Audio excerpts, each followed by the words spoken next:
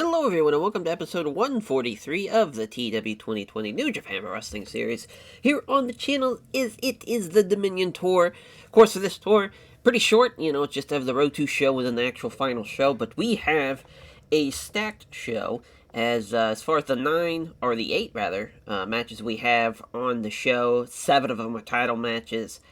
This is very much as far as the biggest matchup on our card is the main event with the IWGP Heavyweight Champion Sonata looking to defend his belt against the U.S. Champion in Tyler Black, which that's going to be a hell of a contest.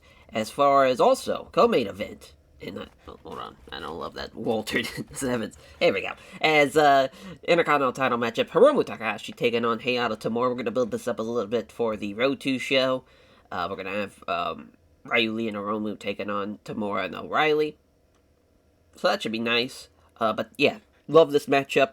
2 former heavyweight champions battling it out in the co-main event for the Intercontinental title. For Hiromu's looking to get the Intercontinental title as far as, and also get a little revenge too. But for Hayato Tamura, last time he's really lost the big time title matchup that wasn't an Intercontinental title matchup was against Hiromu Takahashi when he was the heavyweight champion. So this is a big matchup for both guys, really, as far as in that regard.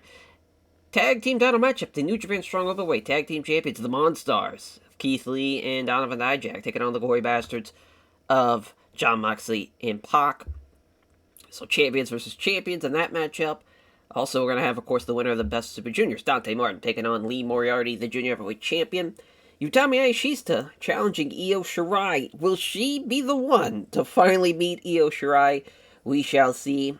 Junior Heavyweight Tag Team title matchup. So Atsuki Aoyagi and Ryota Machizuki taking on the Velocities here. Aoyagi beat, I want to say it was True London. Now I'm forgetting which Velocities he beat during the Best Super Juniors, but did get the win.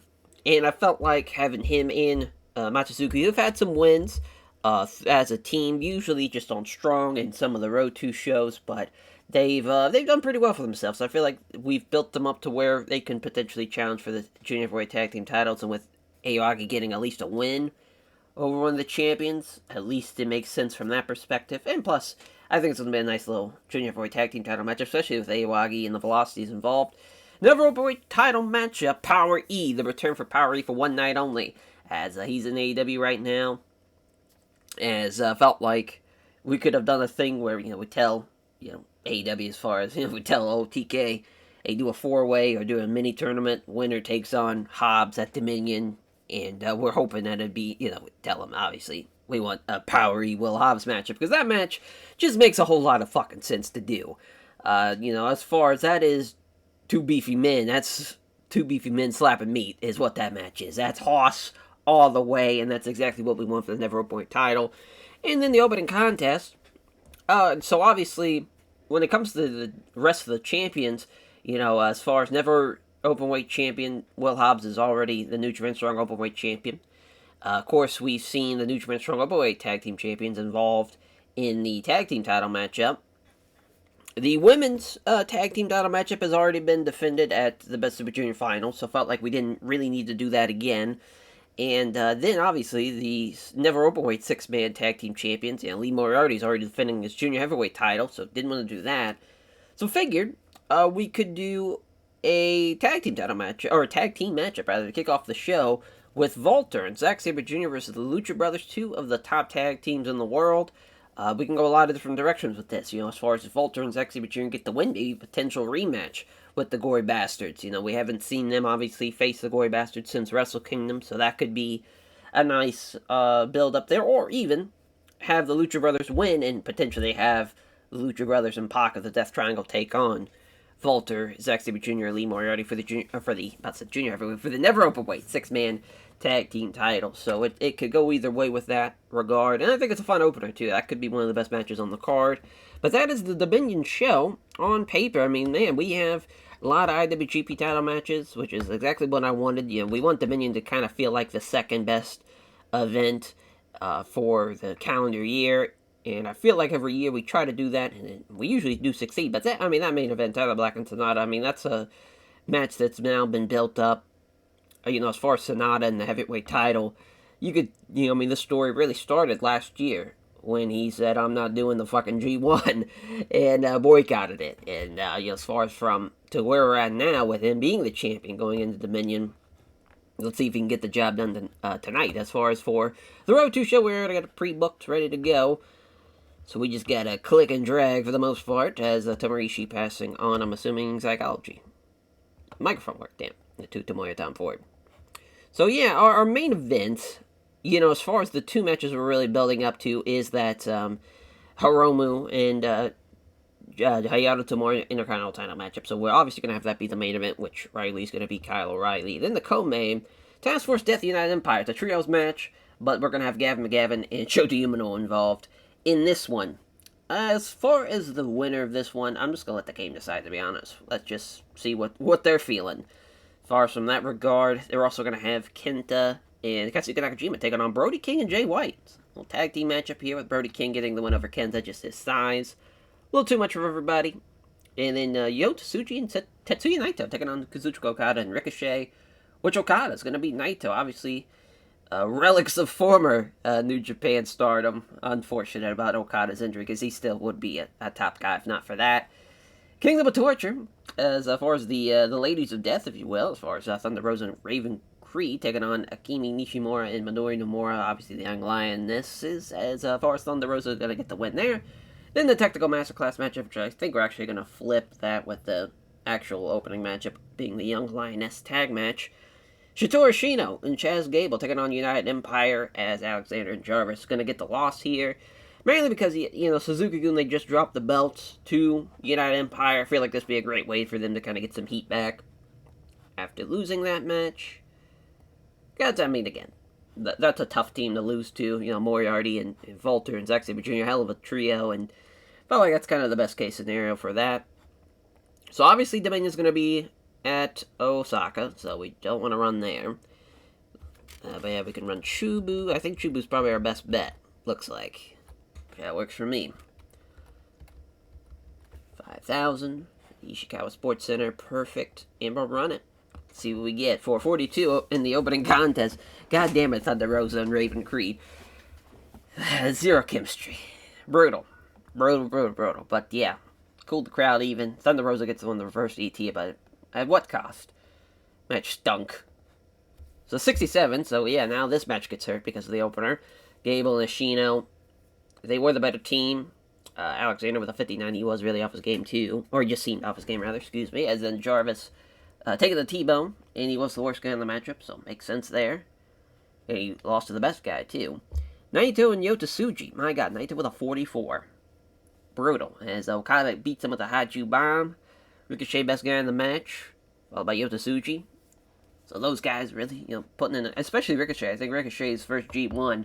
It's going to be interesting. Obviously a guy of, he had a lot of success in New Japan as a junior. Now for this run, being a heavyweight, the heavyweight division has kind of shifted a lot towards guys of that kind of similar stature of former juniors that have built their way up, and so I feel like that's not going to be a big deal. But if he goes up against somebody like a Brody King or a Will Hobbs, obviously size-wise, he's going to be an underdog.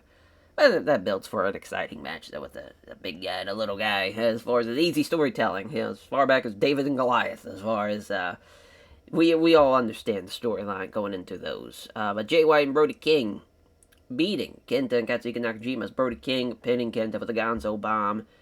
And, Kenta, worst guy in the match. I think he's finally hit his plateau of now starting to get worse and worse over time. Took him long enough. He's almost 50 years old, goddammit, but he had a hell of a run, though, for a long-ass time. Nice win for Brody King, especially going into the G1 now, as far as, you get these big ones like this. This might help you out a lot as far as building momentum and even getting a little, psychological advantage by beating somebody, knowing that and when it comes down to a singles matchup, maybe you can beat him again. And for Task Force Death United Empire, as Pentagon Jr. beats Gavin McGavin here with the Fear Factor.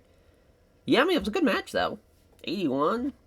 Everybody performed pretty well. Gavin McGavin with a 63, which, for being a guy that's never really been elevated, past, like, an unimportant phase of his career, not bad. Not bad at all. Our main event in 83, Tamura and O'Reilly losing to Riley and Hiromu Takahashi, is Hiromu and Riley, of course, getting the win. But again, the pairing for Tamura and Danielson and the pairing of Tamura and Kyle O'Reilly make that a really good matchup. Yeah, I mean, we'll take the 83. Sort off on the shittier side of things, but we eventually got there. Yeah, we got better over time throughout the card, and as far as from each match improved. Can't beat that, as far as that's at least nice to see. And that's the Road to show. And now, we're on to Dominion, just like that. As, short episode with these Dominion shows, because it's just, again, only 2 shows to book. But that final show, man, I mean, there's going to be a lot of big-time angles happening at Dominion for sure. Might see a new heavyweight champion. Sonata might get another win as the heavyweight champion. I'm sure Tanahashi will hate to see that. But it's going to be nuts. Going to be nuts to see. As, on to Dominion. We go. Alrighty, so we kick off Dominion with the Lucha Brothers United Empire tag matchup here with United Empire getting the win. What a matchup, though, obviously. And, poor Volter, though. Again, it's just weird that he can't do a technical masterclass matchup. But him and Zach get the win as they beat Red Phoenix and Pentagon Jr. As what a win, though, for Zack Sabre Jr. and Volter. This is a big-time win as far as can potentially vault into a tag team title matchup in the future with this win. I mean, this is, you could say, a number one contendership matchup. I mean, this is massive. Massive win there for the Lucha Brothers, or for the Lucha Brothers, for the United Empire team over the Lucha Brothers. As Will Hobbs beats Power E with the Order of Business. That's his 4th defense of his Never Avoid title. Of course, Power E, him being on a one-time deal. He knew he was going to lose, but, it's still the idea. In real life, it could be like, yeah, you could definitely be the Never Avoid champion. But here in the game, because you can't have a champion, like, not be in another company, it just kind of is what it is. Of course, we could have just had him be on a handshake deal, but still, as far as for our sake, we just brought him in for the one-time deal, because obviously he was going to lose. But yeah, I mean, Hobbs, Power E, fun match to do. So steal the show matchup, which, yeah, did alright, but I knew, he was not going to do well stamina-wise or Power E, so figured this was kind of the best case scenario, to just have it go like 10 minutes, let those guys beat the piss out of each other for a hot minute. And the Junior Heavyweight Tag Team title matchup, the Velocities, beating Atsuki Aoyagi and Ryoto Machizuki. So it was Drew London who lost to Atsuki Aoyagi. I didn't want him to get his win back. I wanted him to beat Machizuki, though, just to kind of add a little bit to potential, singles matchup down the line, maybe at a strong taping, during the G1. So that was kind of the plan there. That's their 4th defense of the Junior Heavyweight Tag Team titles with a win, and we'll see if Sonata can do the same in our main event as the women's title matchup. For the 25th time, Io Shirai walks in and walks out as the women's champion. Unreal. What a run that she has had. Io Shirai beating Utami Hayashishita in 27-21 with the clover leaf. That's another great performance there from her. There's an 87 here as well for the Junior Heavyweight Tag, or about the Junior Heavyweight Tag, the Junior Heavyweight title, as Lee Moriarty getting on with the Tiger Driver 18, and that is his 3rd defense of the Junior Heavyweight title. This was a tough one. Dante Martin, history-wise, has gotten more wins over Lee Moriarty, but if Moriarty would have got the win here, which obviously he did, it would be tied now in the series, as far as they'd be 2-2. It was a thought, though. It was a thought to have Dante Martin get the win, have his first Junior Heavyweight title run, but I felt like this was kind of the right call. But Martin outperformed him, so could have went the other way for sure. So 91 for the heavyweight tag team title matchup as the 6th defense for Pac and Moxley. What a win for the Gory Bastards, and they get the win as Moxley as well, and also get some revenge after Dijak lost to, after Dijak beat Shota Umino, rather, as nice win there for the Gory Bastards, and again, proving they are the best tag team in New Japan. And our Intercontinental title matchup is a 95, our co-main event, as Hayato Tamura beats Hiromu Takahashi, avenges his Sakura Genesis loss, which I believe was 2027. It might have been actually 2026, but I want to say it was 2027, with Hayato Tamura beating Hiromu here with the Hayato Driver. And that's his 5th defense of the Intercontinental title, and a great run he's had. Of course, going into the G1, now he's got the big target on his back. No matter what block he's in, they're going to be going for him. And our new IWGP Heavyweight Champion is Tyler Black. He beats Sonata with the Phoenix Splash in 32-44. What a main event. What a win. And that lived up to expectations. We wanted it to be a great matchup, and it certainly was. 99, and a hell of a show, actually. I'm very, very pleased with how the show has went. As our post-show press conference, the first one is with the women's champion, Io Shirai, of course, answering the questions 25 times. walking in, 25 times walking out as the women's champion. What's next for her?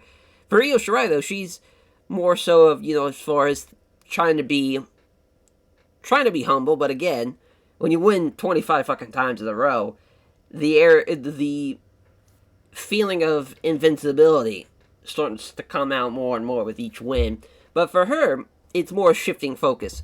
For her, she says, I've won 25 times. Every time I've come in to a title matchup, I've walked away as the champion, defended this belt all over the world. There's nothing I can't do. So I figured I might as well ask the president this. Where's RG1? Where's our round robin tournament? For the women's side of things, she talks about how there's a junior heavyweight round robin tournament, there's a tag team one, hell, there's a junior heavyweight tag team one, but there's no women's one yet. And she feels like she has put the women's division on the map here in New Japan. She has defended this belt all over the world. She's had the best performances, the best matches of the shows. It's time, for Io Shirai, as far as it's time for the women to get their showcase. And I think she's right, obviously. That is something that I've been kind of waiting to do, just as far as from a scheduling perspective. I think it's going to be kind of in either after Fantastica Mania, into the New Beginning Tour, or after the New Japan Cup. It's going to be one of the two. But I think I'm going to try to have it be January, February. I think that makes a lot more sense. I think this is a great idea to have a women's, I don't know what we'll call it yet, because as far as I want to make sure it's perfect, I don't want to just throw it out there yet, but, because, the G1 is just the grade one. I forget what it's based off of, but it's based off of something in Japan. Fuck. I'm trying to think what it was. But there's something that's why it's called the G1. It's the grade 1. I don't want to call it the grade 2, the G2, because I don't want it to feel like it's lesser than the men's G1. I don't want to call it the L1, call it the ladies' 1. Maybe the W1, the women's 1. Who knows? It's, as far as it definitely needs to be a thing, though. Especially for Io. I mean, she's proven time and time again, she's one of the best in the world, not just, male or female. She really is incredible, and I think she deserves that right. And especially if she's going in as the champion, too, come that time period. Goddamn, what a great way to prove that she really is the best of the best, to go through a month of beating some of these women over and over again. Would be huge for her. Would be huge for sure. As then we get Tanahashi. As far as, actually, I think we skipped over one. Yep, sure did. Because, I was about to say, I believe there was one that was Mox and Poxley, which looks like, Mox and Pac, rather, as, looks like we accidentally skipped over it. So that is basically Moxley and Pac talking about their match, getting their win, and getting some revenge for Moxley as far as for Shota Umino, and talking about, sure, United Empire, you got your win tonight against the Lucha Brothers, but we all know what's at stake next month.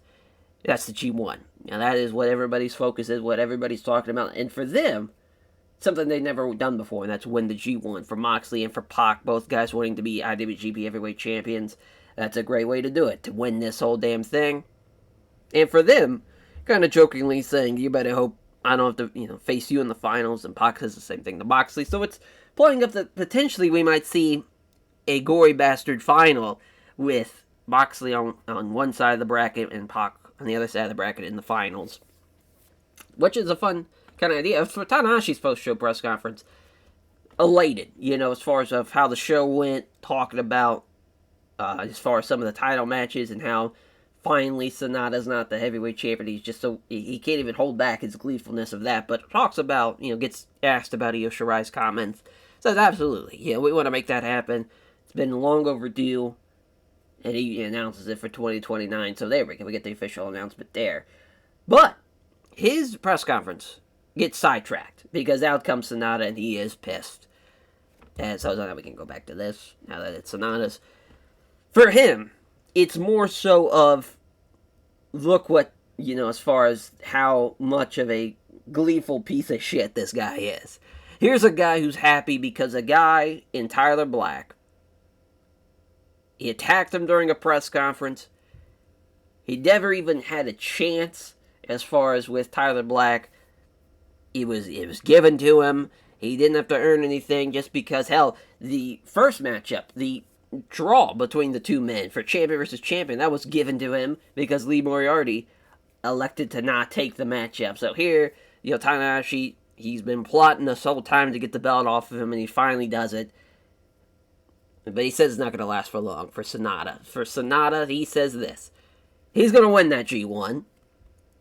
Whether Tanahashi likes it or not, I'm not going to, because Tanahashi kind of rebuts with, after Sonata's kind of complaining about Tyler Black and how he's been treated. It's like, well, as far as what are you going to do? You can't do anything about it. What, you going to go cry and not be in the G1 again?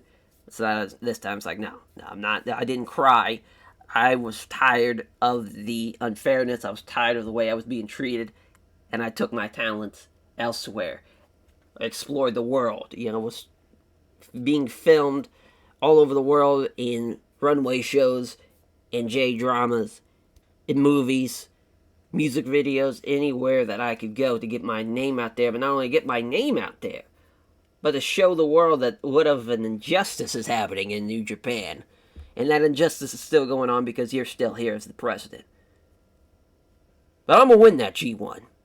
I'm going to shove it up your ass after I'm done. Because I'm tired of what's going on. And someone's got to make a change. Might as well be me. And it starts with winning that G1. Because now what are you going to do? After I've won the G1, hell, I could do whatever I want with it. Do you want a precious main event? At Wrestle Kingdom, your biggest show? Maybe I don't want to do that. Maybe I'll just sit at home and not go. So again, kind of taking what Tanahashi's done with, as far as wanting to build this brand and wanting to build up New Japan to the heights that even he couldn't do as a main guy. Now that we're, having these sellout shows all over the world, 100,000 people in some venues. Now Sonata feels like he has the power to take away that if he can win the G1 and not show up for a Wrestle Kingdom main event. Just elect not to go, which would be pretty crazy. But we'll see if he does it. And then, of course, that's a tall task going this G1. Not a lot of people can say they have a good chance of doing it, but he is in the best shape of his life right now. He went on a hell of a run. Was heavyweight champion, of course, going into Dominion. Doesn't get the job done. Tyler Black getting a big win. But maybe a motivated Sonata is something that this roster's not ready for. Because now he is motivated a little bit. You could feel the motivation. It's not just about being the heavyweight champion and getting all the glitz, the glamour, the glory, the bonus pay for being the heavyweight champion. Now it's focused on turning New Japan inside out. And as far as flipping it on its head and shoving it up Tanahashi's ass as far as the G1. So this is a fun type of scenario with Sonata threatening to win the G1. It's not even a promise. It's more of a threat for Tanahashi. Because if he doesn't go to a main event, now, as far as your main event of Wrestle Kingdom, it's not even, I wouldn't say it's tainted, but it's not we all know that it's not the real main event type of thing. We all know what could have been, what should have been the main event, that we're getting a second option main event. So, and maybe the office, will start to feel the pressure. Maybe the fans will start to be, maybe they'll join on Sonata's side and be like, listen, this guy is ruining things here. Here's Sonata wanting to do the right thing, but he feels like, Tanahashi's not doing it. So it's a multi-layered, I wouldn't say it's a it has now been a year of this build. And once we get into 2029, it will officially be 2 whole years of build. So that's that would be something. That would be something. Once we get into that, it would definitely be multi-layered by that time. And we've had a lot of different variables as far as really with Sonata being the guy who has now turned from wanting to be bigger and a bigger name, a bigger brand than New Japan itself, and now looking to maybe potentially flip New Japan upside down with a win in the G1. That'd definitely be a way to do it, as obviously we want to put over those Tyler Black and Sonata. They did tremendous tonight. And Io Shirai as well. She was tremendous in her title matchup, but 100, can't beat that. Gotta love that for the show. And obviously, the next tour, it is the G1. And that's going to be a hell of a G1 now. We know what's at stake for Sonata, and obviously for the rest of the, maybe even Tanahashi's going to do a bounty system. There's so many different variables we could do with that story and have it run through. And for, as far as for Tanahashi, hoping that Sonata doesn't win it, but also for him and for champions, maybe Tyler Black, now wanting to go in as a challenger, but as far as to potentially win that G1 and pick his challenger. Maybe pick someone from House of Black. It's a different choice there. And, of course, for the other champions, for the Intercontinental Champion, Altamore, he's looking to get that heavyweight title once again. For Will Hobbs, looking to win the G1 for the first time. He made it to the finals one year, but he hasn't won it. Maybe this will be his year. A lot of different guys. Pac and Moxley are wanting to be the G1 winner, of course. It's going to be a who's who as far as from that. As far as those 40 men, there's going to be a lot of top-tier talent out of those 40 men for sure, and I would dare say there is easily 10 to 15 guys that could win this tournament just off of who they are alone. Someone like Sombra, Tyler Black, Rush, Hiromu, as far as obviously Tamura, Pac and Moxley, I'd even say Zack Sabre Jr. Volter. It's going to be pretty stacked, and we'll catch you guys there. Take care, everyone.